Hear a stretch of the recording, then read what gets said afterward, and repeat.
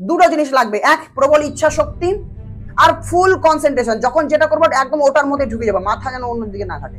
তো ফোকাস আমাদের বাড়াতে হবে, ফোকাস আর ইচ্ছা শক্তি, এই দুটো জিনিস থাকলে তুমি জীবনে যা কিছু করতে পারবে, কেমন যাই করতে চাও না কেন। যা হচ্ছে 7 অক্টোবর পর্যন্ত ট্র্যাকে আসার চেষ্টা করো। যত খারাপ অভ্যেস এতদিন ধরে পুষে রেখেছো সেই খারাপ অভ্যেসগুলোকে বাদ দেওয়ার চেষ্টা করো। দেখো এটাই যে কি কি খারাপ অভ্যেস পালন করেছো, খাতা কলম নাও, ভেবে কোনোদিন হবে না। যখনই দেখবে তুমি ওভার থিঙ্ক করছো, আরেকটা ট্রিক দিয়ে দিচ্ছি, যখনই দেখবে তুমি বেশি ভাবছো, ঠিক ডিসিশন নিতে পারছো না, খাতা কলম নিয়ে বসো। ওভার থিঙ্কিং, যখনই মাথায় বেশি কিছু চলবে, বুঝতে পারবে না, খাতা কলম নিয়ে লিখবে, যেটাই মাথায় আছে লিখবে। আচ্ছা এটা করবো, লিখলে এটা করবো নাকি এটা করবো, যেটাই মাথায় আছে লিখবে, দেখবে লিখলে জিনিসগুলো ক্লিয়ার হতে থাকবে। তো খাতাতে লেখো যে আচ্ছা আমার এই এতগুলো মাস চলে গেল, প্রায় 9 মাসের মতো চলে গেল।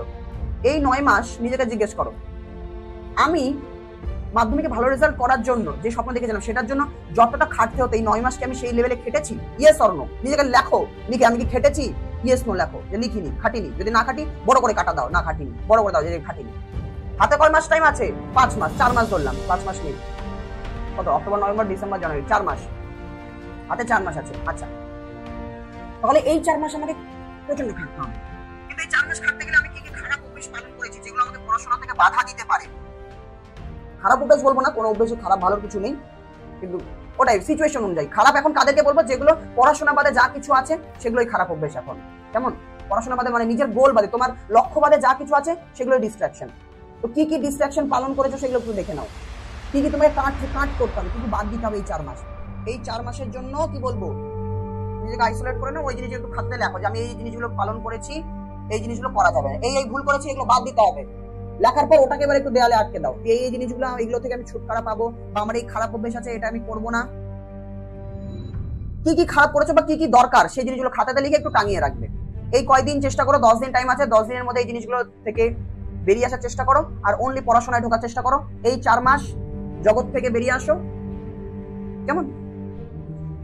কেউ কোথাও যাবে না, সবাই নিজের জায়গাতে থাকবে, বন্ধু বান্ধব মাধ্যমিকের পরে সবাই থাকবে, সবার সাথে গল্প হবে, সবার সাথে আড্ডা, সবই হবে, তোমার জীবন যেমন চলবে তেমনই চলবে, কিন্তু এই 4 মাস একটু খেটে নাও, কেমন?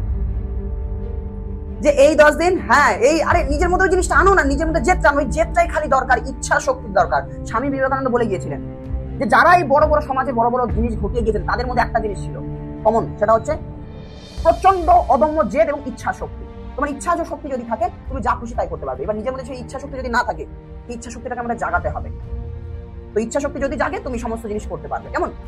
অনেকে আছে যারা প্রচন্ড হার্ড ওয়ার্ক করে, তারাও অনেক বড় বড় কাজ করে গিয়েছে। এমন মানুষও আছে যারা প্রচন্ড ল্যাদখোর, ঠিক কাজ করে না, খুব অলস, কিন্তু দেখবে অনেক বড় বড় জিনিস করে গিয়েছে, অনেক কিছু আবিষ্কার করে গেছে, কোনো না কোনো জিনিস তৈরি করে গিয়েছে, ভালো কবিতা লিখে গিয়েছে, যার যেটা পছন্দ সে সেই ফিল্ডেই ভালো করে গিয়েছে। এর পেছনে কি ছিল? তাদের একটা অদম্য ইচ্ছা শক্তি। কেমন? ইচ্ছা শক্তি আর ফোকাস, উইল পাওয়ার আর ফোকাস। যখন যেটা করবো সেটাই করবো, তার মধ্যে নিজের সর্বস্ব দিয়ে দেবো। কেমন? যে আমি এখন পড়াশোনা করছি মানে আমি যেটাই করবো, তুমি যদি এরকম হয়, পড়াশোনাতেই বলি, এখন আমি পড়াশোনা করছি মানে নিজের 100% অনলি পড়াশোনা করবো, এমন পড়াশোনা করবো যাতে আমি সারা জীবন বলতে পারি ভাই মাধ্যমিকের ওই 4 মাস আমি এইরকম পড়াশোনা করেছিলাম। যখন কোনো একটা খেলা খেলবে তখন অনলি খেলাটাই খেলবে, দেখবে খেলাতে আমি বেস্ট কি করে হতে পারি, সব জায়গাতে নিজের বেস্ট হওয়ার চেষ্টা করবে। কেমন? সব জায়গাতে নিজের বেস্ট দেওয়ার চেষ্টা করবে, তাছাড়া দিয়ে কি লাভ? বাকি মানুষদের মধ্যে পড়ে থাকো। সমাজে অনেক মানুষ আছে কিচ্ছু করে না, জন্মাবে, এদিক ওদিক আড্ডা মারবে, খেলবে টেলবে, বিয়ে করবে, বাচ্চা কাচ্চা হবে, বুড়ো হয়ে যাবে, মরে যাবে, চলে যাবে, মানে আসবে আর চলে যাবে। এই জগতে যেহেতু আমরা এসেছি কিছু না কিছু মানে যাই করি না কেন, কেমন যে কোনো জিনিস করি না কেন, একটা ক্ষুদ্র কাজও আমরা করি না কেন, যেটাই করবো নিজের প্রবল ইচ্ছা শক্তি দিয়ে এবং নিজের 100% ফোকাস দিয়ে, এবং সেই জিনিসটাকে খুব ভালোভাবে করার চেষ্টা করবো, সম্পূর্ণরূপে সেটাতে আমি যোগদান দেবো। তো এখন পড়াশোনা তোমরা করছো, পরবর্তীতে তোমরা এইচএস এর পরে কলেজে যাবে, কলেজের পর অনেক কিছু করবে। অনেকেই আছে কলেজে হয়তো ইঞ্জিনিয়ারিং করতে গিয়েছিল, অনুপম রায় থেকে শুরু করে অনেকেই আছে, অনেক ইঞ্জিনিয়ার আছে যারা ইঞ্জিনিয়ারিং বাদ দিয়ে অন্য জিনিসে চলে গিয়েছে। কেমন? তো যার পড়াশোনা করতে ভালো লাগে না, আমি বলবো অ্যাটলিস্ট এই 2-3 বছর ভালো করে পড়াশোনা করো, একটা ভালো কলেজে যাও, অ্যাটলিস্ট কলেজে গিয়ে তুমি অনেক চান্স পাবে। এমন একটা কলেজে ঢোকো যে হ্যাঁ আমি এই কলেজে পড়াশোনা করছি মানে এই কলেজ থেকে পাস করলে অ্যাটলিস্ট একটা চাকরি আমি পেয়ে যাবো, মানে আমার টাকার সমস্যা হবে না। এরকম একটা কলেজে আগে আমাদের ঢুকতে হবে যে এই কলেজে আমি ঢুকতে যাবো, এবার আমি 4 বছর কলেজে, 4 বছর 3 বছর আমি এবার ভাববো যে আচ্ছা আমার না ইউটিউবার হওয়ার ইচ্ছা আছে, আমার ইউটিউবে এই ভিডিও বানানোর ইচ্ছা আছে, আমার এটা করার ইচ্ছা আছে, আমি এই ফিল্ডে গিয়ে দেখি তো, আমি তো ছোটবেলা থেকে গান শিখে গান করি, আমার দেখি তো গানে আমি কি ভালো কিছু করতে পারি, গানের জগতে যেতে পারি কিনা। তো যা কিছু নিজের প্যাশন রয়েছে, ইচ্ছে রয়েছে, সেই ইচ্ছেগুলো কলেজে গিয়ে করতে পারবে। তো সেটা হচ্ছে সঠিক সময়। কিন্তু কোন কলেজে গিয়ে? এমনি হেন তেন ফালতু কলেজে গিয়ে লাভ নেই, জানোই সরকারি চাকরি নেই, মানে সরকার তো নিজে থেকে চাকরি দিচ্ছে না, রাজ্য সরকারের চাকরি নেই, কেন্দ্রীয় সরকারের চাকরি রয়েছে, রাজ্য সরকারের চাকরি নেই, যেটা বাস্তব। তো এমনি হেলা ফেলা কলেজে গিয়ে লাভ নেই, ও গেলে তখন ওই কলেজে গিয়েও তোমাকে পড়াশোনাই করতে হবে। তো এখন মজা করে নাও 11 12 আর 10 মজা করে নাও, কলেজে গিয়ে পুরো খাটো, যেটাকে কি বলবো, হাজার হাজার লক্ষ লক্ষ লোক, কোটি কোটি লোক, একটা রেলওয়ে যদি একটা ফর্ম ফিল আপ হয়, মানে ফর্ম ফিল হয়, কোটি কোটি লোক ওটাতে ফর্ম ফিল আপ করে। এবারে কোটি কোটি লোকের সাথে কম্পিটিশন করার জন্য কলেজ লাইফে গিয়ে 3-4 পাউন্ডে কলেজ শেষ হওয়ার পর 5 বছর ধরে শুনে পড়ে যাচ্ছে একটা চাকরি পরীক্ষার জন্য, সেটা করো, তখন খাটো। আর না হলে এই 3টা বছর আমাদের কাছে সায়েন্স একটা অপরচুনিটি দেয় যে না, তুমি 11 12 ভালো করে পড়াশোনা করো, ফুল সিরিয়াস, সমস্ত মনের কথা সরিয়ে দিয়ে 11 12 যদি ভালো করে পড়াশোনা করো, তারপরে যদি একটা ভালো কলেজে যাও, ভালো কলেজ বলতে একটা ভালো ইঞ্জিনিয়ারিং কলেজে ঢুকলাম, অথবা আমি একটা ভালো মেডিকেল কলেজে গেলাম। সবাই ডাক্তারিতে চান্স পাবে না, সবার ব্রেন একই রকম নয়, প্রচুর কম্পিটিশন। কিন্তু ডাক্তারিতে চান্স না পেলেও তুমি যদি বিএসসি নার্সিং এ পাও, but at least BSc nursing কেমন সায়েন্স নিয়ে পড়ছো মানে বিএসসি নার্সিং পাবে, বিএসসি নার্সিং ও ভালো বেতন হয়, মাসে 25,000 টাকার মতো বেতন হয়, তো সেটাও খারাপ নয়। তো সায়েন্স নিয়ে পড়াশোনা করলে ক্লাস 11 12 এ অ্যাট লিস্ট আমি একটা কলেজ পেয়ে যাবো 11 12 এর পরে, যে কলেজ আমাকে একটা গ্যারান্টি দেবে, এই কলেজ থেকে পাস করার পর আমাকে চাকরির জন্য ভবঘুরে হতে হবে না, কেমন? তারপরে কলেজে ঢোকার পর কলেজের পড়াশোনার পাশাপাশি তুমি যা ইচ্ছে করো, ওইগুলোতে তো জাস্ট তোমার ডিগ্রি লাগবে, জাস্ট পাস করতে হবে, তাই না? ভাই 2 বছর 11 12 প্রচন্ড খাটো, আমি কলেজগুলোতে ঢোকার চেষ্টা করো, 11 12 10 আমি আরো ভালো করে গাইড করে দেবো।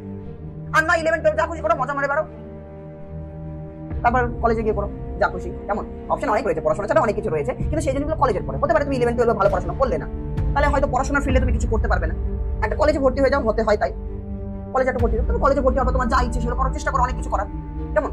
অনলাইনে অনেক কিছু রয়েছে, অনেক কিছু। এখন দেখো আগেকার দিনে আমাদের মা বাবাদের কাছে এত অপশন ছিল না, এখনকার দিনে ক্যারিয়ারের যত অপশন রয়েছে আগেকার দিনে ছিল না, কিন্তু এখনকার দিনে ঘুরি ঘুরি অনেক ক্যারিয়ার অপশন রয়েছে যেগুলোতে অনেক বেশি অপরচুনিটি রয়েছে, কিন্তু সেগুলোতে সবাই চান্স পায় না, কেমন?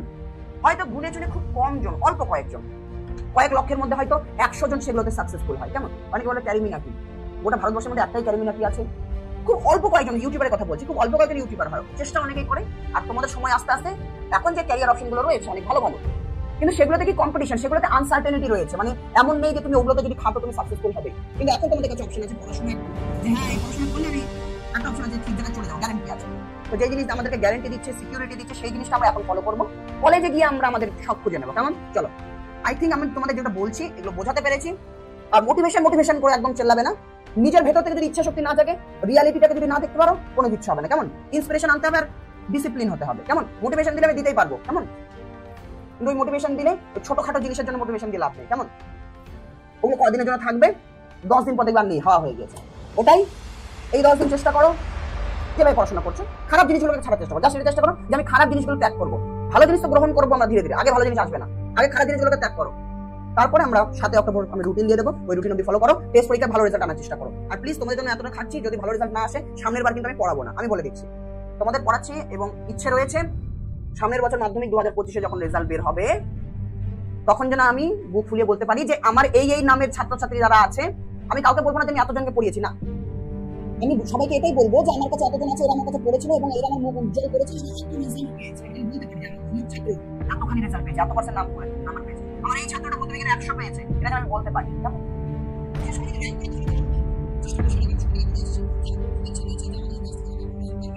সেই ক্যাপাবিলিটি সবার মধ্যে রয়েছে, কেমন? তোমার যারা র্যাঙ্কার তারা বিশাল কিছু নয়, তারা কি হয় দু ধরনের, দেখো র্যাঙ্কারের মধ্যে কিছু কিছু অনেক ভ্যারাইটি হয়, অনেকে হয় সত্যি নিজের ভালোটা বোঝে, যেমন এবছর যে ছেলেটা ফার্স্ট হয়েছে চন্দ্রচূড়, প্রচন্ড ম্যাচিওর ছেলে, তার কথা টক শুনে তুমি বুঝে যাবে। তো যারা ওই ধরনের ছাত্র হয় তারা র্যাঙ্ক করে, আরেক ধরনের ছাত্র হয় যাদের ওই লেভেলের ম্যাচিউরিটি নেই, কিন্তু একটা কঠোর অধ্যাবসায়ের মধ্যে আছে, হয়তো বাড়ি থেকে একদম খুব স্ট্রিক্টলি অনেকগুলো টিউশন দিয়ে দিয়েছে, হোম টিউশন, এবং নিয়মিত তারা পড়াশোনা করছে, তার বাইরে কিছু করছে না।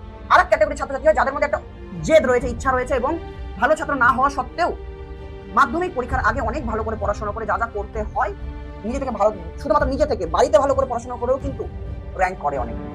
তুমি এমনটা মেনে চলছি, তোমরা ওই হাই লেভেলের ম্যাচিওরও নাও, তোমাদের ওই অতগুলো গৃহ শিক্ষক নেই, প্রত্যেকটা সাবজেক্টের জন্য আলাদা, অনেকে তো একটা সাবজেক্টে 2টা টিচার পড়াতে আসে। আমি মেনে চলছি তোমরা শুধুমাত্র এখানে পড়ছো এবং নিজে বাড়ি থেকে পড়ছো, আর এমনি তোমার টিউশন তো আছে, স্কুলের মাস্টাররা রয়েছে, তারাও তোমাকে হেল্প করছে।